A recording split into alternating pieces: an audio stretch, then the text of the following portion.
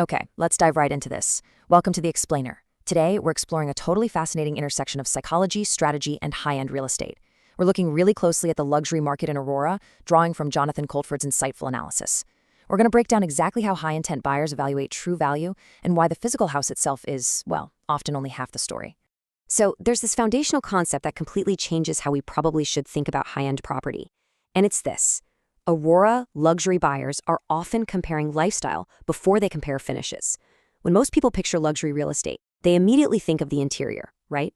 The imported marble, massive square footage, the spa-like bathrooms. But for a sophisticated buyer, true value is firmly rooted in the lifestyle anchors surrounding the property. The house catches the eye, for sure, but the context, that's what actually wins the sale. Here's a quick roadmap for our property tour today. We're going to progressively zoom out from the physical house to the broader lifestyle it offers. We'll start beyond the listing photos, look at choosing prestige pockets, explore the street-level setting and privacy, map out schools and commutes, and finally, flip the script to look at the seller's strategy. All right, let's kick things off with part one, beyond the listing photos, shifting the focus. You know, it is incredibly easy to get distracted by those shiny cosmetic updates online. But honestly, that's rarely where the real value lies. And this brilliantly illustrates the fundamental difference in mindset. The typical buyer zeroes in on square footage, interior finishes, and those glossy listing photos. But the luxury buyer?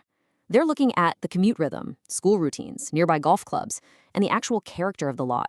Basically, amateurs look at countertops, while professionals look at how the property functions as a long-term base camp for their family.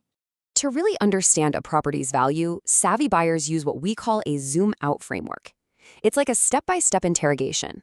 Step 1, you examine the lot itself. Step 2, you widen the lens just a bit to the street. Step 3, zoom out further to the broader neighborhood. And finally, Step 4, evaluate the complete lifestyle package that the area actually provides. It's a super methodical way to make sure the home actually supports the way they want to live day to day. Moving right along to part 2. Choosing prestige pockets, not a single market. Okay, so one of the biggest misconceptions out there is that a town's luxury market is just one big homogeneous area. So the crucial point here is that the absolute most expensive pocket isn't always the best fit. It's really about matching the neighborhood to your 10-year plan. Just look at the variety we have here. Aurora Estates draws buyers who are looking for that grand estate presence. Bayview Southeast? That's for polished privacy. Hills of St. Andrew offers a much more mature feel, while Aurora Highlands is all about pure family function. And Aurora Village brings that fantastic local charm. These are entirely different vibes serving completely different buyer profiles. Which brings us to part 3, the setting and privacy, the street level. Listen, before a buyer even unlocks the front door, the immediate surroundings are already shaping their perception. So put on your appraiser hat for a second and ask yourself this absolutely critical question. Does the street support the price? High-end buyers are heavily evaluating that arrival experience. They're judging the lot widths, the mature tree canopy, the road exposure, and figuring out whether the backyard offers genuine privacy. I mean, if the street feels inconsistent with the asking price, the buyer is literally already walking away mentally. Now, what's really interesting about this slide is how external anchors shape perceived value. In Aurora, the golf and private club landscape is a massive part of the conversation. We're talking places like Magna Golf Club, Beacon Hall, and St. Andrews Valley. Now, sure, buying a nearby house absolutely does not guarantee club access. That's a whole separate hurdle entirely. But the prestige and those beautifully landscaped grounds heavily influence the lifestyle value of the surrounding neighborhoods. And that leads us to a pretty surprising but totally vital fact. A beautifully finished home can actually feel a lot less compelling if the lot or street doesn't match expectations. Seriously, a pristine interior just cannot save a house that suffers from poor privacy or a mismatched surrounding context.